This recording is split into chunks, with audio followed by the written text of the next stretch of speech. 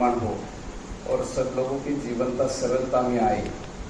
अंबेडकर जयंती, शिव जयंती, जो भी कुछ हम मनाते हैं तो उसका उद्देश्य हमारा यही है कि उनके विचारों को लेके हम प्रेरित हो जाए और अपना जीवन सरलता से बनाए। यही एक अलग अलग समाज में जो दरी है वो दरी दूर हो जाए, सभी लोग एक संग हो जाए और एक भाईचारा जो है वो हमेशा के लिए बनाए रखे। उस माध्यम से संगठन होगा, सब लोगों में प्रेम भाव निर्माण हो, यही एक उद्देश्य है। और ये इस साल मना रहे, ऐसा नहीं कि एक साल मना के छोड़ देंगे। ये सकल मराठा समाज की तरफ से ये परंपरा हमेशा चालू रहेगी। हर साल डॉक्टर बाबा साहेब अम्बेडकर की जयंती हम लोग मनाते आएंगे। और एक नया आदर्श इस अम्बेडकर जयंती का स्वरूप हम थोड़ा सा दे रहे हैं कि हर समाज के, जैसे कि बंता जी है, मराठा समाज के संत है, लिंगायत समाज के संत है, धनगर समाज के संत है, बंजारा समाज के संत है, ये सभी संत के दिव्य सानिध्य में ये प्रोग्राम हमने आयोजित किया है 29 अप्रैल को। तो पहले बंता जी थोड़ा सा मार्गदर्शन करेंगे। ಸೊ ಈಗ ನಾನು ನಮ್ಮ ಸಂತೋಷ್ ಅರಸ್ ಅವರು ಏನಿದ್ದಾರೆ ಲೇಬರ್ ಮಂತ್ರಿಗಳು, ಅವರ ಆದೇಶದ ಮೇರೆಗೆ ಅವರ ಒಂದು ಮಾತಿನಂತೆ ನಾನು 2 ದಿನದಿಂದ ಇಲ್ಲಿ ಇದ್ದೀನಿ. ಸೊ ಬೀದರ್ ಜಿಲ್ಲೆಯಲ್ಲಿ ನಾನು ಮೂಲತಃ ಬಳ್ಳಾರಿ ಅವನು. ಬೀದರ್ ಜಿಲ್ಲೆಯಲ್ಲಿ ಒಂದು ಸಕಲ ಮರಾಠ ಸಮಾಜದಿಂದ ಅಂಬೇಡ್ಕರ್ ಜಯಂತಿ ಮಾಡಬೇಕಂತಕ್ಕಂಥ ಒಂದು ಉದ್ದೇಶ ಹೊಂದಿದ್ರು. ಯಾಕಂದ್ರೆ ತಮಗೆಲ್ಲ ಗೊತ್ತಿರುವಂತೆ ಸಂತೋಷ್ ಅವರು ಈಗಾಗಲೇ ರಾಜ್ಯದ ಹಲವಾರು ಜಿಲ್ಲೆಗಳಲ್ಲಿ ಬುದ್ಧ ಬಸವ ಅಂಬೇಡ್ಕರ್ ಅವರ ವಿಚಾರ ಸಂಕಿರಣಗಳನ್ನು ದೊಡ್ಡ ಮಟ್ಟದಲ್ಲಿ ಮಾಡಿದ್ದಾರೆ. ಅವ್ರು ಯಾವಾಗಲೂ ಬುದ್ಧ ಬಸವ ಅಂಬೇಡ್ಕರ್ ಅವರ ಸಿದ್ಧಾಂತಗಳ ಅಡಿಯಲ್ಲೇ ನಡೀತಕ್ಕಂಥ ಒಂದು ವಿಧಾನವನ್ನು ಇಟ್ಕೊಂಡಿದ್ದಾರೆ. ಈ ಹಿನ್ನೆಲೆಯಲ್ಲಿ ಇಲ್ಲಿ ಸಹ ಒಂದು ಭ್ರಾತೃತ್ವ ಭಾವನೆ ಬರಲಿ, ಅಣ್ಣ ತಮ್ಮಂದಿರ ತರ ಬದುಕಬೇಕು ಅನ್ನುವಂಥ ಉದ್ದೇಶದಿಂದ ಡಾಕ್ಟರ್ ಬಾಬಾ ಸಾಹೇಬ್ ಅಂಬೇಡ್ಕರ್ ಅವರ ಜಯಂತಿಯನ್ನು 29ನೇ ತಾರೀಕು ಮಾಡಬೇಕಂತೇಳಿ ಒಂದು ತೀರ್ಮಾನ ಮಾಡಿದ್ದಾರೆ. ಸೊ ನಾನು ಇಲ್ಲಿ ಬಂದಿರೋದೇನಂತಂದ್ರೆ ಇಲ್ಲಿ ಇರ್ತಕ್ಕಂಥ ಎಲ್ಲ ಕಾರ್ಯಕ್ರಮಗಳು ಜೋಡಿಸಿ ಸರಿಯಾದಂಥ ಒಂದು ವ್ಯವಸ್ಥೆಯಲ್ಲಿ ಮಾಡ್ಕೊಂಡು ಹೋಗ್ಬೇಕಂತೇಳಿ, ಜೊತೆಗೆ ಇಲ್ಲಿರ್ತಕ್ಕಂಥ ನಮ್ಮ ಮಂತ್ರಿಗಳಾಗಿ ಸ್ಥಳೀಯ ಮಂತ್ರಿ ಮರಾಠ ಸಮಾಜದಿಂದಲೇ ಇದನ್ನು ಮಾಡ್ತಾ ಇದ್ದಾರೆ. ಅವರು ಸ್ವಂತ ಇಲ್ಲ ಏನಂದ್ರೆ ನಾವು ಭಾಯಿಚಾರ ಮಾಡಬೇಕು, ಏನಾದರೂ ಹೊಸ ಉದ್ದೇಶಗಳು ಹೊಂದಬೇಕಂತಕ್ಕಂಥ ಉದ್ದೇಶದಿಂದ ಅವರು ಈ ಒಂದು ಕೆಲಸವನ್ನು ಮಾಡ್ತಾ ಇದ್ದಾರೆ. ನಾನು ಅದಕ್ಕೆ ಕೈ ಜೋಡಿಸಿದ್ದೀನಿ. ಅದರ ಜೊತೆಗೆ ಬರೀ ಅಂಬೇಡ್ಕರ್ ಜಯಂತಿ ಎಲ್ಲ ಮುಂಬರುವ ದಿನಗಳಲ್ಲಿ ಎಲ್ಲರೂ ಮಹಾತ್ಮ ಜಯಂತಿಗಳು ಮಾಡ್ತಕ್ಕಂಥ ಒಂದು ಉದ್ದೇಶವನ್ನು ಅವರು ಹೊಂದಿದ್ದಾರೆ. ಅದನ್ನ ಅವರು ಮಾಡ್ತಾರೆ ಅಂತ ಕಾಣಿಸುತ್ತೆ.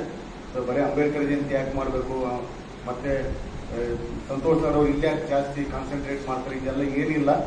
ಅವರು ಎಲ್ಲಿ ಮಾಡಿದ್ರು ಸಹ ಈ ರಾಜ್ಯದಾಗ ಎಲ್ಲಾ ಜಿಲ್ಲೆಗಳಲ್ಲಿ ಇದೇ ರೀತಿ ಕೆಲಸ ಮಾಡ್ತಾ ಇದ್ದಾರೆ.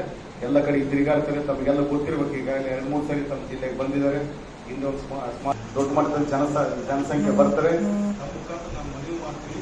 ಅಂತ ವಿಚಾರಗಳು ಯಾವುದಿಲ್ಲ. ಅವರು ಏನಂದ್ರೆ ಇದನ್ನ ಭಾಯಿಚಾರ ಅಂದ್ರೆ ಅದೇ ಹೇಳಿದ್ರಲ್ಲ, ಜೋಡಿಸ್ತಕ್ಕಂಥ ಸಮಾಜವನ್ನು ಜೋಡಿಸ್ತಕ್ಕಂಥ ಕೆಲಸ ಆಗಲಿ ಅಂತ ಹೇಳಿ ಆಚರಣೆ ಮಾಡುತ್ತಿರುವುದು ಇದು ದೊಡ್ಡ ಸಂತೋಷದ ವಿಷಯ. ಅದರ ಹಿಂದೆ ನಾನಾ ವಿಚಾರಗಳು ಅವರವರ ಪ್ರಕಾರ ಅವರು ಅರ್ಥ ಮಾಡ್ಕೊಳ್ತಾರೆ. ಆದರೆ ಬಾಬಾ ಸಾಹೇಬ್ ಅಂಬೇಡ್ಕರ್ ಅವರು ಯಾವುದೇ ಒಂದು ಜಾತಿಗಾಗಲಿ ಅಥವಾ ಒಂದು ಸಂಘಟನೆಗಾಗಲಿ ಒಂದೇ ಸಮಾಜಕ್ಕೆ ಸೀಮಿತವಾಗಿರ್ತಕ್ಕಂಥವರು ಅಲ್ಲ. ಈ ದೇಶದ ಸಂವಿಧಾನವನ್ನ ಸರ್ವರಿಗಾಗಿ ಬರೆದಿರುವಂತಹ ಡಾಕ್ಟರ್ ಬಾಬಾ ಸಾಹೇಬ್ ಅಂಬೇಡ್ಕರ್ ಅವರು ಅವರ ಜಯಂತಿ ಎಲ್ಲಾ ಸಮಾಜ ಆಚರಣೆ ಮಾಡಬಹುದು. ಆ ಒಂದು ಸಮಾಜ ಮಾಡ್ತಾ ಇದೆ ಅಂದ್ರೆ ಅಲ್ಲಿ ಹಲವಾರು ಸಂದೇಹಗಳನ್ನ ಉತ್ಪತ್ತಿ ಮಾಡಿಕೊಳ್ಳುವಂತ ಅವಕಾಶ ಇಲ್ಲ ಅಂತೇಳಿ ನನಗೆ ಅನಿಸ್ತಾ ಇದೆ. ಯಾಕಂದ್ರೆ ಇದೊಂದು ನಿಜವಾದ ಪರಿವರ್ತನೆ. ಯಾವುದೋ ಒಂದು ಉದ್ದೇಶ ಇಟ್ಕೊಂಡು ಇಂಥ ದೊಡ್ಡ ಕಾರ್ಯಕ್ರಮ ಒಂದು ಅಂಬೇಡ್ಕರ್ ಸರ್ಕಲ್ ಅಲ್ಲಿ ಮಾಡಬೇಕು ಅಂತೇಳಿ ಏನೋ ಧೈರ್ಯ ಮಾಡಿದಾರಲ್ಲ, ಅದು ನಿಜವಾಗ್ಲೂ ಹೆಮ್ಮೆ ಪಡುವಂತ ವಿಚಾರ ಅಂತೇಳಿ ನಾನು ಬಯಸ್ತೀನಿ. ಸೊ ಹಾಗಾಗಿ ಬಾಬಾ ಸಾಹೇಬ್ ಅಂಬೇಡ್ಕರ್ ಅವರ ಈ ಒಂದು ಜಯಂತಿಯನ್ನು ಆಚರಣೆ ಮಾಡ್ತಾ ಇದೆ ಮರಾಠ ಸಮಾಜ. ಇದೇ ರೀತಿ ಪ್ರತಿಯೊಂದು ಸಮಾಜ ಕೂಡ ಬಾಬಾ ಸಾಹೇಬ್ ಅಂಬೇಡ್ಕರ್ ಅವರ ಜಯಂತಿ ಆಚರಣೆ ಮಾಡಬೇಕು. ಬರೀ ಸಂಘಟನೆ ಆಚರಣೆ ಮಾಡುವುದಲ್ಲ, ತನ್ನ ಸಮಾಜದ ಪ್ರತಿಯೊಂದು ವ್ಯಕ್ತಿಗಳನ್ನ ಈ ಜಯಂತಿಯಲ್ಲಿ ಪಾಲ್ಗೊಳ್ಳುವಂತೆ ಮಾಡಬೇಕು. ಯಾಕಂದ್ರೆ ಪ್ರತಿಯೊಂದು ಹಳ್ಳಿಯಲ್ಲಿ ಜಾತಿ ವ್ಯವಸ್ಥೆ ಇದೆ, ಭೇದ ಭಾವ ಇದೆ. ಅವರನ್ನ ತಾವು ಕರೆದು ಅವರಿಗೆ ಬಾಬಾ ಸಾಹೇಬ್ ಅಂಬೇಡ್ಕರ್ ಅವರ ವಿಚಾರಗಳನ್ನು ತಿಳಿಸುವಂತಹ ಪ್ರಯತ್ನ ಕೂಡ ಇಲ್ಲಿ ಆಗಬೇಕಾಗಿದೆ.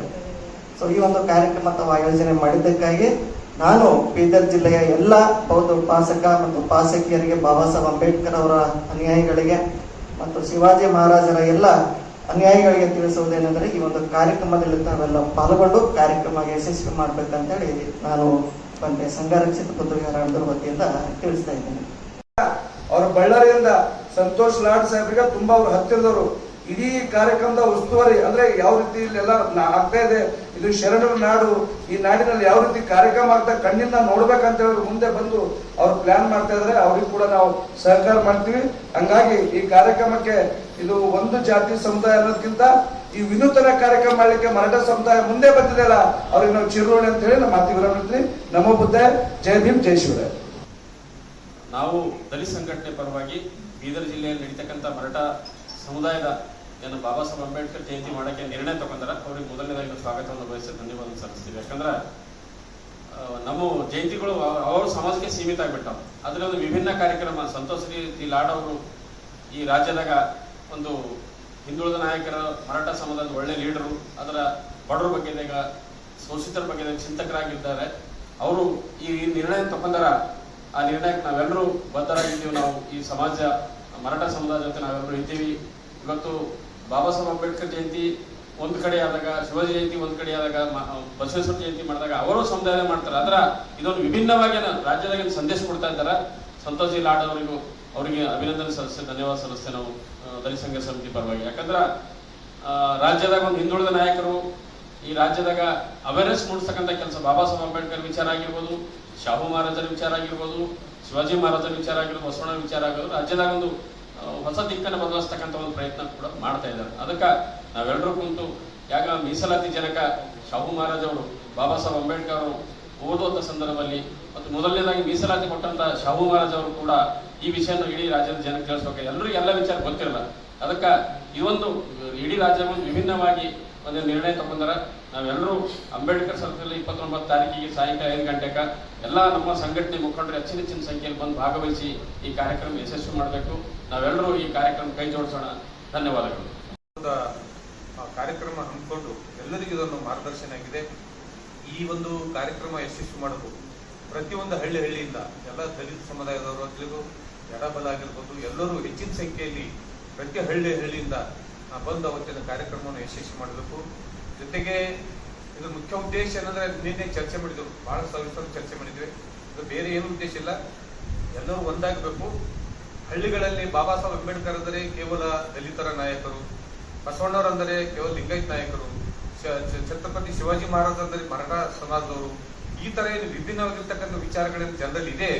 ಅದನ್ನ ತೊಡಗಿಸಿ ಅವರಿಗೇನಂದ್ರೆ ಎಲ್ಲಾ ನಾಯಕರು ಒಳ್ಳೆದಕ್ಕಾಗಿ ಮಾಡಿದ್ದಾರೆ, ಜನರ ಒಳಿತಕ್ಕಾಗಿ ಮಾಡಿದ್ದಾರೆ ಮತ್ತು ಜನರ ಉದ್ಧಾರಕ್ಕಾಗಿ ಮಾಡಿದ್ದಾರೆ. ಯಾರು ಸ್ವಾರ್ಥ ಭಾವನೆಗಳಲ್ಲಿ ಅಲ್ಲಿ ಬಿತ್ತಿಲ್ಲ.